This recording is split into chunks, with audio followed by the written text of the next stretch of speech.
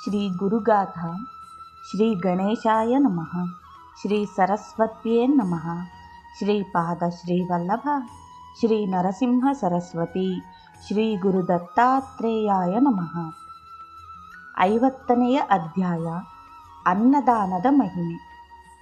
ಕೋಮಾರನಹಳ್ಳಿಯಿಂದ ಕುರುವಪುರ ದ್ವೀಪಕ್ಕೆ ಹೋಗುವ ಮಾರ್ಗ ಪ್ರಯಾಣ ಬಹು ಸುದೀರ್ಘವಾದುದರಿಂದ ಶ್ರೀ ಶಂಕರ ಕೃಪಾನಂದ ಸ್ವಾಮೀಜಿಯವರು ತತ್ವಬೋಧೆಯ ದೃಷ್ಟಿಯಿಂದ ಕೆಲವು ನಿತ್ಯೋಪಯುಕ್ತವೂ ಮನನೀಯವೂ ಆದ ವಿಚಾರಗಳನ್ನು ಹೇಳತೊಡಗಿದರು. ಅವುಗಳಲ್ಲಿ ಅವರು ಮೊದಲು ಹೇಳಿದ ವಿಚಾರವೇ ಅನ್ನ ಮತ್ತು ಅನ್ನದಾನದ ವಿಚಾರ. ನೋಡು ನಾಗಣ್ಣ, ಜಗತ್ತಿನಲ್ಲಿ ಸಮಸ್ತ ಜೀವರಾಶಿಗೂ ಅನ್ನ ನೀರು ಬೇಕು. ಅನ್ನ ಎಂದರೇನು? ಅನ್ನ ಎಂದರೆ ಆಹಾರ.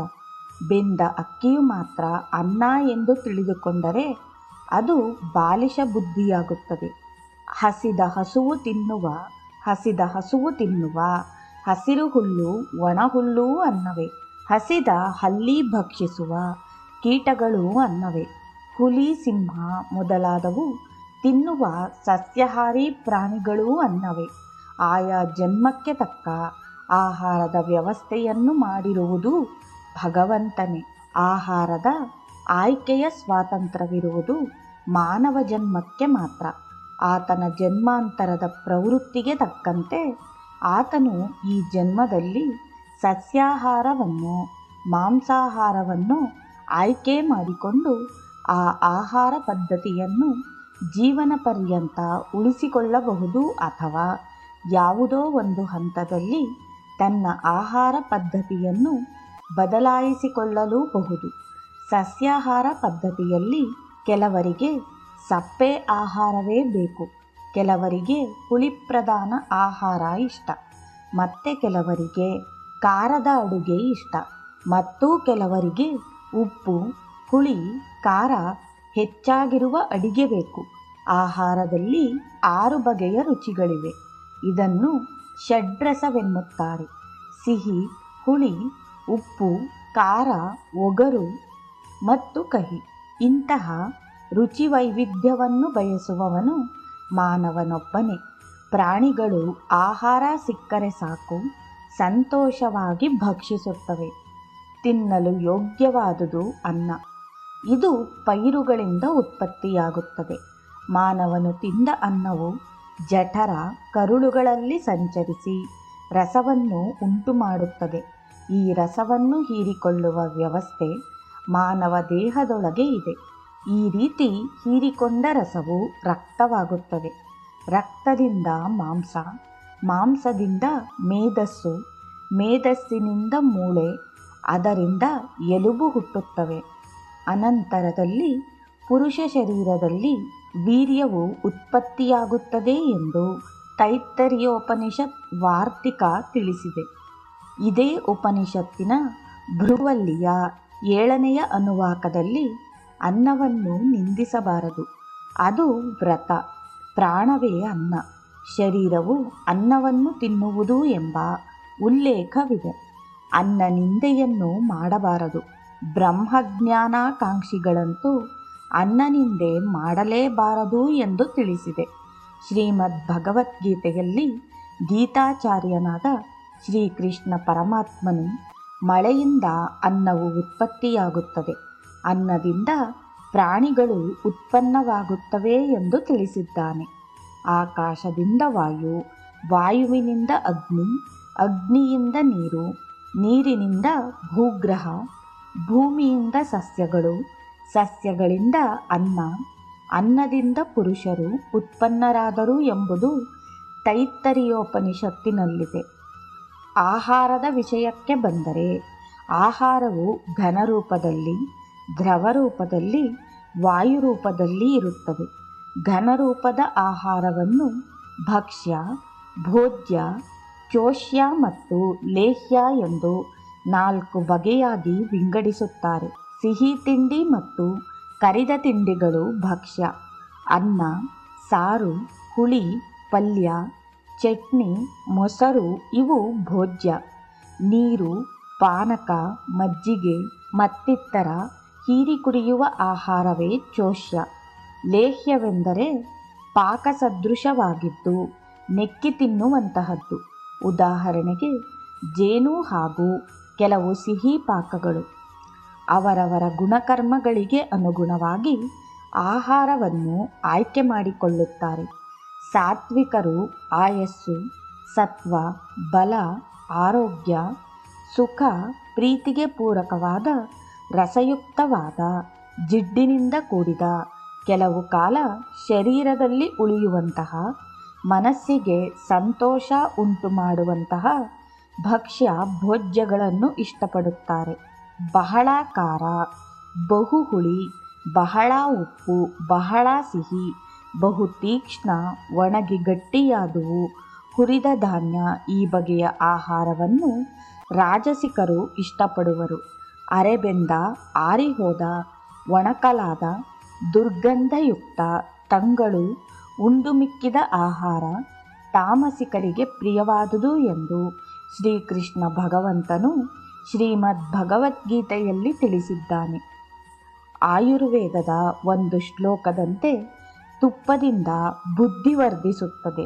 ಉತ್ತಮವಾದ ಹಸುವಿನ ಹಾಲು ಕುಡಿಯುವುದರಿಂದ ಆಯಸ್ಸು ವೃದ್ಧಿಸುತ್ತದೆ. ಕೆಲವು ನಿರ್ದಿಷ್ಟ ತರಕಾರಿಗಳನ್ನು ಸೇವಿಸುವುದರಿಂದ ಕಾಯಿಲೆ, ಮಾಂಸ ಸೇವಿಸುವುದರಿಂದ ದೇಹದಲ್ಲಿ ಮಾಂಸ ಹೆಚ್ಚಾಗುತ್ತದೆ. ಹಸಿದ ಹೊಟ್ಟೆಗೆ ಆಹಾರ ಸಿಗದಿದ್ದರೆ ವೈಶ್ವಾನರಾಗ್ನಿ ಶಮನವಾಗುವುದಿಲ್ಲ. ಪಾಚಕ ಅಗ್ನಿಯು ಜೀವಧಾತುಗಳನ್ನು ಸುಡುತ್ತದೆ. ವ್ಯಕ್ತಿಯು ನಿತ್ರಾಣನಾಗುತ್ತಾನೆ. ಆ ಹಂತದಲ್ಲಿ ಬೇಗನೆ ಕೋಪಗೊಳ್ಳುತ್ತಾನೆ. ಮನೆಯಲ್ಲಾಗಲಿ ಸಂತರ್ಪಣೆ ಸಂದರ್ಭದಲ್ಲಾಗಲಿ ಅತಿಥಿಗಳಿಗೆ, ವೃದ್ಧರಿಗೆ, ಮಕ್ಕಳಿಗೆ ಮೊದಲು ಅವಕಾಶ ಕಲ್ಪಿಸಿ ಭೋಜನ ನೀಡಬೇಕು. ಅವಿವಾಹಿತ ಕನ್ಯೆಗೂ ಮೊದಲು ಊಟವಾಗಲಿ ಎನ್ನುತ್ತಾರೆ ಸ್ಮೃತಿಕಾರ ಮನು. ಯಜಮಾನನು ಕೊನೆಯಲ್ಲಿ ಊಟ ಮಾಡಬೇಕು. ಗುರುಪಂಥದವರ ಊಟದ ಕ್ರಮದಲ್ಲಿ ಒಂದು ಸಿಹಿ ಇದ್ದೇ ಇರುತ್ತದೆ. ಕಡಲೆಯು ಗುರುವಿಗೆ ಪ್ರಿಯಧಾನ್ಯವಾದುದರಿಂದ ಬೋಂಡ, ಹಯಗ್ರೀವ ಮಾಡುವುದೂ ಉಂಟು. ಯಜ್ಞ ಮಾಡಿದವರು ಆಹುತಿಗೆ ಚರುವನ್ನು ಹೆಚ್ಚಾಗಿಯೇ ಸಿದ್ಧಪಡಿಸಿ ಭೋಜನಕ್ಕೆ ಕುಳಿತವರಿಗೆ ಪ್ರಸಾದವಾಗಿಯೂ ಬಡಿಸಬೇಕು. ಏಕೆಂದರೆ ಅದು ಭೋಜನಕ್ಕೆ ಸಂಬಂಧಪಟ್ಟ ದೋಷಗಳನ್ನು ನಾಶ ಮಾಡುತ್ತದೆ. ಯಜ್ಞಶೇಷವು ಅಮೃತಕ್ಕೆ ಸಮಾನವಾದುದು. ಅದು ಅತ್ಯುತ್ತಮ ಪ್ರಸಾದ. ಯಜ್ಞಶೇಷ ಸೇವನೆಯು ಉತ್ತಮ ಪರಿಣಾಮವನ್ನು ಉಂಟು ಮಾಡುತ್ತದೆ. ಈ ಬಗ್ಗೆ ಭಗವದ್ಗೀತೆಯಲ್ಲಿ ಉಲ್ಲೇಖವಿದೆ. ಯಾರು ತಮ್ಮೊಬ್ಬರಿಗಾಗಿಯೇ ಅಡುಗೆ ಮಾಡಿಕೊಂಡು ತಿನ್ನುತ್ತಾರೋ ಅವರು ಪಾಪವನ್ನೇ ಊಟ ಮಾಡುತ್ತಾರೆ ಎಂದು ಭಗವದ್ಗೀತೆ ಹಾಗೂ ಋಗ್ವೇದದಲ್ಲಿ ಹೇಳಿದೆ. ಮಾಡಿದುದನ್ನು ಹಂಚಿ ತಿನ್ನು ಎಂಬುದು ಭಗವಂತನ ಆದೇಶ. ಯಾರೂ ಸಿಗದಿದ್ದರೆ ಇರುವೆ, ನಾಯಿ, ಹಸು, ಮೇಕೆ, ಪಕ್ಷಿ ಹೀಗೆ ಯಾವುದಕ್ಕಾದರೂ ಸರಿಯೇ ನಿನ್ನ ಆಹಾರದಲ್ಲಿ ಪಾಲು ಕೊಡಬೇಕು. ಒಂದು ಹಿಡಿಯಷ್ಟು ಆಹಾರವನ್ನು ಮನೆಯ ಆವರಣದ ಹೊರಬದಿಗೆ ಇಟ್ಟು ಆನಂತರ ತಾವು ಊಟ ಮಾಡುವ ಕ್ರಮವನ್ನು ಅನೇಕರು ಅನುಸರಿಸುತ್ತಾರೆ. ಊಟವನ್ನು ಎಷ್ಟು ಮಾಡಬೇಕು ಎಂಬುದು ಒಂದು ಪ್ರಶ್ನೆ. ಹೊಟ್ಟೆ ತುಂಬ ಊಟ ಮಾಡಬೇಕು ಎಂಬುದು ತಪ್ಪು ಕಲ್ಪನೆ.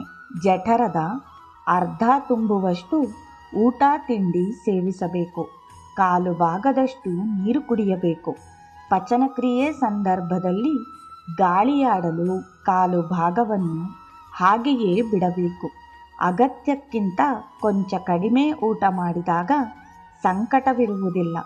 ಪಚನಕ್ರಿಯೆ ಚೆನ್ನಾಗಿ ಆಗುತ್ತದೆ. ರಾತ್ರಿಯ ವೇಳೆಗೆ ಎಷ್ಟು ಕಡಿಮೆ ತಿಂದರೆ ಅಷ್ಟೂ ಒಳ್ಳೆಯದು. ರಾತ್ರಿ ಊಟ ಅಥವಾ ತಿಂಡಿ ಸೇವನೆ ನಂತರ ಮಲಗುತ್ತೇವೆ. ಯಾವ ಚಟುವಟಿಕೆಯನ್ನೂ ಮಾಡುವುದಿಲ್ಲ. ಪಚನಕ್ರಿಯೆ ನಿಧಾನವಾಗುತ್ತದೆ. ಹೊಟ್ಟೆ ಭಾರವಾದರೆ ರಾತ್ರಿ ನಿದ್ರೆ ಬರುವ ಸಂಭವ ಕಡಿಮೆ. ಹಗಲಿನಲ್ಲಾಗಲಿ ರಾತ್ರಿಯಲ್ಲಾಗಲಿ ಊಟವಾದ ತಕ್ಷಣ ಮಲಗಬಾರದು. 1 ಗಂಟೆ ಕಾಲ ಹೆಚ್ಚು ಶ್ರಮವಿಲ್ಲದ ಕೆಲಸ ಮಾಡಬೇಕು. ಇಲ್ಲವೇ ಗ್ರಂಥಗಳನ್ನು ಓದಬೇಕು. ಮುಖ್ಯವಾಗಿ ಹಸಿವಿದ್ದಾಗ ಮಾತ್ರ ಊಟ ಮಾಡಬೇಕು. ಸಮಯ ನೋಡಿಕೊಂಡು ತಿನ್ನುವುದಲ್ಲ. ಯಾವುದೇ ಕಾರಣಕ್ಕೂ ಹೊಟ್ಟೆಗೆ ಹೊರೆ ಮಾಡಬಾರದು ಅಥವಾ ತಿನ್ನುವ ಆಹಾರವನ್ನು ವ್ಯರ್ಥ ಮಾಡಬಾರದು. ಬಲವಂತದಿಂದ ಬಡಿಸುವುದು, ನಿರ್ಲಕ್ಷ್ಯದಿಂದ ತಿನ್ನುವುದು ಎರಡೂ ತಪ್ಪು ವಿಧಾನ. ಅದರಿಂದ ಕೆಟ್ಟ ಪರಿಣಾಮ ನಿಶ್ಚಿತ. ಆಧ್ಯಾತ್ಮ ಸಾಧಕರು ಕಡಿಮೆ ಆಹಾರ ಸೇವಿಸುತ್ತಾರೆ. ಗಾಳಿಯನ್ನು, ನೀರನ್ನು ಅವರು ಆಹಾರವಾಗಿ ಪರಿವರ್ತಿಸಿಕೊಳ್ಳುವರು. ಅವರು ಜೀವಧಾರಣೆಗೆ ಆಹಾರ ಸೇವಿಸುವರು. ಅವರಿಗೆ ಇಂತಹ ಆಹಾರವೇ ಬೇಕೆಂದಿಲ್ಲ. ಆದರೆ ಹೊಟ್ಟೆಗೆ ಹಗುರವಾಗಿರುವ ಆಹಾರಕ್ಕೆ ಪ್ರಾಶಸ್ತ್ಯ ನೀಡುವರು. ಅನ್ನದಾನದ ಮಹತ್ವವಂತೂ ತೀರಾ ಅಗಾಧವಾಗಿದೆ. ದಾನಗಳಲ್ಲಿ ಶ್ರೇಷ್ಠವಾದ ದಾನವೇ ಅನ್ನದಾನವಾಗಿದೆ. ಮನೆಯಾಗಲಿ, ಮಂದಿರವಾಗಲಿ, ಆಶ್ರಮವಾಗಲಿ, ಮಠವಾಗಲಿ ಹಸಿದು ಬಂದವರಿಗೆ ಅನ್ನ ನೀರು ಕೊಡಬೇಕು. ವೈಭವ, ಸಡಗರ, ಸಭೆ ಸಮಾರಂಭಗಳು ಮಠ, ಮಂದಿರ, ಆಶ್ರಮಗಳಿಗೆ ಕಡ್ಡಾಯವಲ್ಲ. ಆದರೆ ಅನ್ನದಾನವನ್ನು ಮಾಡಬೇಕು. ಭಕ್ತರಲ್ಲಿ ಭಗವಂತನನ್ನು ಕಾಣಬೇಕು. ಅಹಂ ವೈಶ್ವಾನರೋ ಭೂತ್ವಾ ಪ್ರಾಣೀನಾಂ ದೇಹಮಾಶ್ರಿತಃ ಎಂದು ಶ್ರೀಕೃಷ್ಣ ಪರಮಾತ್ಮನು ಗೀತೆಯಲ್ಲಿ ಹೇಳಿರುವುದನ್ನು ಮರೆಯಬಾರದು. ಇದರ ಅರ್ಥ, ನಾನು ಎಲ್ಲ ಪ್ರಾಣಿಗಳ ಶರೀರದಲ್ಲಿ ವೈಶ್ವಾನರ ಅಗ್ನಿಯಾಗಿದ್ದೇನೆ ಎಂದು. ಈ ಅಗ್ನಿಯು ಹಸಿವಿನ ಸಂಕೇತ. ಈ ಅಗ್ನಿಯಿಂದಲೇ ಸೇವಿಸಿದ ಆಹಾರವು ಪಚನವಾಗುವುದು. ಯಾವುದೇ ವ್ಯಕ್ತಿ ಹಸಿದ ಹೊಟ್ಟೆಯಲ್ಲಿ ನಿರಾಶನಾಗಿ ಅನ್ಯರ ಮನೆ ಮಂದಿರಗಳಿಂದ ಹೊರನಡೆದರೆ ಆ ಸ್ಥಳದಲ್ಲಿ ಅವರಿಗೆ ಸಂಚಿತವಾದ ಪುಣ್ಯ ಫಲವೆಲ್ಲ ಅವನ ಹಿಂದೆಯೇ ಹೋಗುತ್ತದೆ ಎಂಬ ಉಕ್ತಿ ಇದೆ. ಒಮ್ಮೆ ಒಂದು ಕುಟೀರದ ಮೇಲೆ ಧರ್ಮ ಬಾವುಟ ಹಾರಿಸೋಣವೇ ಎಂದು ಮೈಸೂರಿನ ಶ್ರೀ ನಂಜುಂಡಸ್ವಾಮಿ ಅವಧೂತರನ್ನು ಆಪ್ತ ಭಕ್ತನೋರ್ವನು ಪ್ರಶ್ನಿಸಿದಾಗ, ಧರ್ಮ ಬಾವುಟ ಎಂದರೆ ಏನೆಂದು ತಿಳಿದಿದ್ದೀಯಾ? ಅದನ್ನು ಸುಮ್ಮನೆ ಹಾರಿಸಬಾರದು. ಧರ್ಮ ಬಾವುಟವನ್ನು ಎತ್ತರಕ್ಕೆ ಕಟ್ಟಿದ ಮೇಲೆ ಆ ಆಶ್ರಮ ಅಥವಾ ಕುಟೀರದಲ್ಲಿ ದಿನಕ್ಕೆ 10 ಮಂದಿಗಾದರೂ ಅನ್ನದಾನ ಮಾಡಬೇಕು. ಹಾಗೆ ಮಾಡಲಾಗದಿದ್ದರೆ ಧಾರ್ಮಿಕ ಬಾವುಟ ಕಟ್ಟುವುದು ಬೇಡ ಎಂದು ಅವಧೂತರು ಎಚ್ಚರಿಸಿದರು. ಬಹುತೇಕ ಎಲ್ಲ ಗುರುಸನ್ನಿಧಿಗಳಲ್ಲೂ, ಕೆಲವು ದೇವಾಲಯಗಳಲ್ಲೂ ಅನ್ನದಾನಕ್ಕೆ ಮಹತ್ವವಿದೆ. ಶ್ರೀ ಗುರುಚರಿತ್ರೆಯಲ್ಲಿ ಉಕ್ತವಾದಂತೆ ಶ್ರೀ ನರಸಿಂಹ ಸರಸ್ವತಿ ಯತಿವರೇಣ್ಯರ ಸನ್ನಿಧಿಯಲ್ಲಿ ನಿತ್ಯವೂ ಅತಿಶಯವಾಗಿ ಅನ್ನದಾನವಾಗುತ್ತಿತ್ತು. ಕೆಲವೊಮ್ಮೆ ಶ್ರೀ ಗುರುಗಳು ಬಡ ಭಕ್ತರ ಮನೆಗೆ ತಾವಾಗಿ ಪ್ರೀತಿಯಿಂದ ತೆರಳಿ ಅವರು ಪಲ್ಯ, ಹಾಲು ಹೀಗೆ ಏನನ್ನು ಅರ್ಪಿಸಿದರೂ ಅದನ್ನೇ ಭಿಕ್ಷೆಯಾಗಿ ಸ್ವೀಕರಿಸಿ ಅನುಗ್ರಹಿಸಿ ಹಿಂದಿರುಗುತ್ತಿದ್ದರು. ಹಾಗೆ ನೋಡಿದರೆ ಶ್ರೀಪಾದ ಶ್ರೀವಲ್ಲಭರು ಮತ್ತು ಶ್ರೀ ನರಸಿಂಹ ಸರಸ್ವತಿ ಯತಿಗಳು ಗುರುಪಂಥದ ಆದ್ಯ ಪ್ರವರ್ತಕರು ಎಂದೇ ಹೇಳಬಹುದು. ಈ ಇಬ್ಬರು ಮಹಾಪುರುಷರ ಕಾಲದಲ್ಲಿ ಗುರು ಸಂಪ್ರದಾಯ ವೃಕ್ಷವು ಬಲಿಷ್ಠ ಹೆಮ್ಮರವಾಯಿತು. ಅನ್ನದಾನದ ಮಹತ್ವವು ಹೆಚ್ಚು ಹೆಚ್ಚು ಮಂದಿಗೆ ತಿಳಿಯಿತು. ಮಹಾಸಂತರ್ಪಣೆ, ಭಾರೀ ಯಜ್ಞಯಾಗಾದಿಗಳು ಸಾಮೂಹಿಕ ಹೊಣೆಗಾರಿಕೆಯಲ್ಲಿ ನಡೆಯುತ್ತವೆ. ಇದರಿಂದ ಸಮಾಜಕ್ಕೆ ಉಪಕಾರವಾಯಿತು ನಿಜ. ಮಾನವನಾಗಿ ಹುಟ್ಟಿ ಬಂದ ನಿನ್ನ ಆತ್ಮೋದ್ಧಾರಕ್ಕೆ ಏನು ಸಿಕ್ಕಿತು? ಅದಕ್ಕಾಗಿ ಮನೆಯಲ್ಲಿ ಅಗ್ನಿಹೋತ್ರ ಮಾಡಬೇಕು. ಮನೆಯಲ್ಲಿ ಆಗಾಗ ಅನ್ನದಾನವಾಗಬೇಕು. ಶ್ರೀ ಬ್ರಹ್ಮಚೈತನ್ಯ ಮಹಾರಾಜರ ಭಕ್ತರೊಬ್ಬರು ಪ್ರತಿ ಭಾನುವಾರ ಮನೆಯಲ್ಲಿ 13 ಮಂದಿಗೆ ಭೋಜನ ಮಾಡಿಸುತ್ತಿದ್ದರು. 13 ಮಂದಿಗೆ ಊಟವಾದ ಮೇಲೆ ದಂಪತಿ ತಾವು ಊಟ ಮಾಡುತ್ತಿದ್ದರು. ಇದೇ ವ್ಯಕ್ತಿ ಭೀಕರ ಅಪಘಾತಕ್ಕೆ ಸಿಲುಕಿದರು. ವೈದ್ಯರು ಇವರು ಬದುಕುಳಿಯುವುದಿಲ್ಲ ಎಂದು ಘೋಷಿಸಿದರು. ಆದರೆ ಅನ್ನದಾನ ಮತ್ತು ರಾಮನಾಮದ ಬಲದಿಂದ ಇವರು ಬದುಕಿ ಉಳಿದರು. ಈಗಲೂ ಗುರುಸೇವೆ ಮಾಡಿಕೊಂಡು ಸಂತೋಷದಿಂದ ಇದ್ದಾರೆ. ಶುಭ ಕಾರ್ಯಗಳು ವಾಸದ ಮನೆಯಲ್ಲಿ ಹೆಚ್ಚು ಹೆಚ್ಚಾಗಿ ಆಗಬೇಕು. ಕೆಲವರ ಮನೆಗಳಲ್ಲಿ ವರ್ಷಕ್ಕೆ ಒಮ್ಮೆ ಗತಿಸಿದ ಹಿರಿಯರ ತಿಥಿ ಕಾರ್ಯದ ಹೊರತಾಗಿ ಬೇರೆ ಸತ್ಕಾರ್ಯ, ಅನ್ನದಾನ ನಡೆಯುವುದಿಲ್ಲ. ಅನೇಕರು ಮನೆ ಬಾಗಿಲಿಗೆ ಬಂದ ಯಾಚಕರಿಗೆ ಏನನ್ನೂ ಕೊಡದೆ ವಾಪಸ್ಸು ಕಳಿಸುತ್ತಾರೆ. ಇಂತಹವರು ಶ್ರೇಯಸ್ಸು ಬೇಕೆಂದರೆ ಎಲ್ಲಿಂದ ಬರುತ್ತದೆ? ಅದೇನು ಆಕಾಶದಿಂದ ಉದುರುತ್ತದೆಯೇ? ದಯೆ ಪರೋಪಕಾರದ ಕಾರ್ಯಕ್ಕೆ ಪ್ರತಿಯಾಗಿ ಯಶಸ್ಸು ಸಿಗುತ್ತದೆ. ನೀವು ಗಳಿಸಿದ ಪುಣ್ಯವು ಶ್ರೇಯಸ್ಸಾಗಿ ಪರಿವರ್ತನೆಯಾಗುತ್ತದೆ. ಮಾನವೀಯ ನಡವಳಿಕೆಗಳಿಂದ ಅಗತ್ಯವುಳ್ಳವರಿಗೆ ಸಹಾಯ ಹಸ್ತವಿಟ್ಟು ಸಹಕರಿಸಿದರೆ ಅಧಿಕ ಪುಣ್ಯವಿದೆ. 80-100 ವರ್ಷದ ಹಿಂದೆ ನಮ್ಮ ಹಿರಿಯರು ಬೆಳಗ್ಗೆ ಪೂಜೆ ಪುನಸ್ಕಾರಗಳನ್ನು ಮುಗಿಸುವ ವೇಳೆಗೆ ಮಧ್ಯಾಹ್ನವಾಗುತ್ತಿತ್ತು. ಅಂತಹ ಉರಿ ಬಿಸಿಲನ್ನೂ ಲೆಕ್ಕಿಸದೆ ಊರಿನ ಪ್ರವೇಶದ ಮುಖ್ಯ ರಸ್ತೆ ಬದಿ ನಿಂತು ಓರ್ವ ಬ್ರಾಹ್ಮಣ ಅತಿಥಿಗಾಗಿ ಕಾಯುತ್ತಿದ್ದರು. ಆತನನ್ನು ಮನೆಗೆ ಕರೆತಂದು ಅರ್ಘ್ಯ ಪಾದ್ಯಗಳನ್ನು ಕೊಟ್ಟು ಸುಖಕರವಾದ ಭೋಜನ ಉಣಬಡಿಸುತ್ತಿದ್ದರು. ಸಂಜೆಯ ನಂತರ ಆತ ಪ್ರಯಾಣ ಮುಂದುವರಿಸಲಾರದ ಸ್ಥಿತಿಯಲ್ಲಿದ್ದರೆ ತಮ್ಮ ಮನೆಯಲ್ಲಿಯೇ ಉಳಿಸಿಕೊಂಡು ಮರುದಿನ ಬೆಳಿಗ್ಗೆ ಕಳಿಸಿಕೊಡುತ್ತಿದ್ದರು. ಗೃಹೇ ವಸತುನೋ ಅತಿಥಿಃ ಎಂದು ಅಥರ್ವಣ ವೇದದ ಮಂತ್ರವಿದೆ. ಇದರ ಅರ್ಥ ಅತಿಥಿಗಳು ನಮ್ಮ ನಿವಾಸದಲ್ಲಿ ತಂಗಲಿ ಎಂಬ ಆಶಯವಾಗಿದೆ. ವೈದಿಕ ಸಂಸ್ಕೃತಿಯ ಸತ್ವವಿರುವುದು ಇಂತಹ ಸೌಜನ್ಯ ಶಿಷ್ಟಾಚಾರಗಳಲ್ಲಿಯೇ ಹೊರತು ಯಾಂತ್ರಿಕ ಆಚರಣೆಗಳಲ್ಲಿ ಅಲ್ಲ. ಹಸಿದ ವ್ಯಕ್ತಿ ಯಾರೇ ಆದರೂ ಮನೆ ಬಾಗಿಲಿಗೆ ಬಂದು ಯಾಚಿಸಿದಾಗ ಅನ್ನ ನೀರು ಕೊಡುವ ಪದ್ಧತಿ ನಮ್ಮಲ್ಲಿ ಹಿಂದಿನಿಂದಲೂ ಇತ್ತು.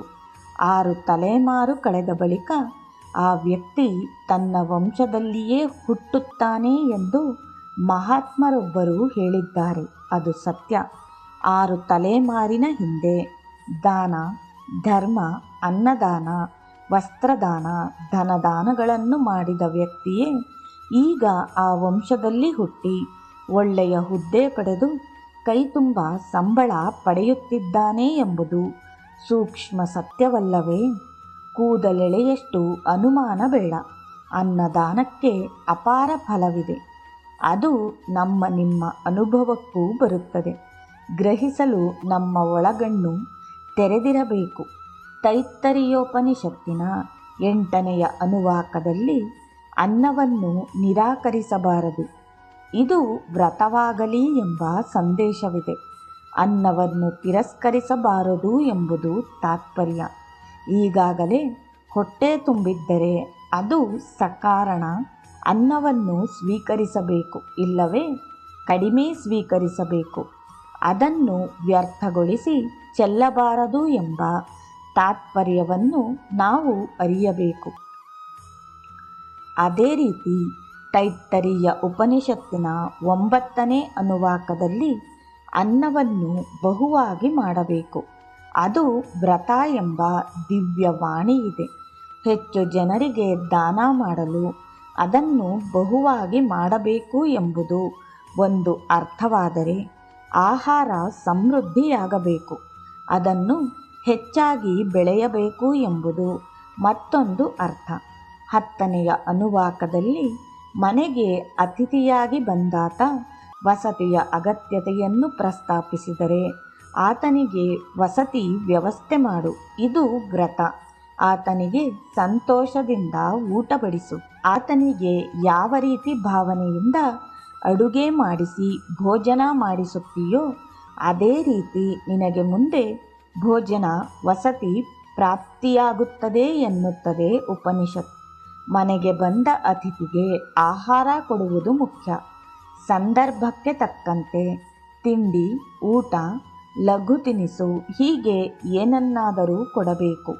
ತುಂಬ ಹಸಿವಾಗಿದೆ, ಊಟ ಕೊಡಿ ಎಂದು ಅತಿಥಿಯಾಗಿ ಬಂದವನು ಬೇಡುತ್ತಾನೆಯೇ? ಕೊಡುವುದು ನಮ್ಮ ಧರ್ಮ. ಮುಂದಿನ ಚಿಂತೆ ಬೇಡ. ಊಟ ತಿಂಡಿ ಕೊಡಲು ಸಿಗುವ ಅವಕಾಶವನ್ನು ಎಂದಿಗೂ ಕಳೆದುಕೊಳ್ಳಬಾರದು.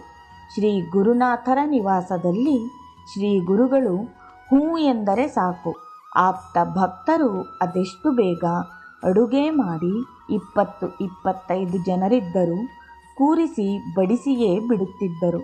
ಪ್ರತಿನಿತ್ಯ ಅದೆಷ್ಟು ಮಂದಿಗೆ ಅನ್ನದಾನವಾಗುತ್ತಿತ್ತೆಂದು ನಾನು ಆಗಾಗ ನೋಡಿದ್ದೆ ಕಣಪ್ಪ. ಗುರು ಸನ್ನಿಧಿಯಲ್ಲಿ ಈ ರೀತಿ ಜೀವನಕ್ಕೆ ಪಾಠಗಳನ್ನು ಸ್ವೀಕರಿಸಿ ನಿತ್ಯ ಜೀವನದಲ್ಲಿ ಪಾಲಿಸಬೇಕು. ಏಕೆಂದರೆ ಅತಿಥಿ ದೇವೋಭವ ಎನ್ನುತ್ತಾ ಸ್ವಾಮೀಜಿ ಗಾಡಿಯಿಂದ ಕೆಳಗೆ ಇಳಿದು ರಸ್ತೆ ಬದಿಯ ಪೊದೆಯ ಹಿಂಭಾಗಕ್ಕೆ ಹೋದರು.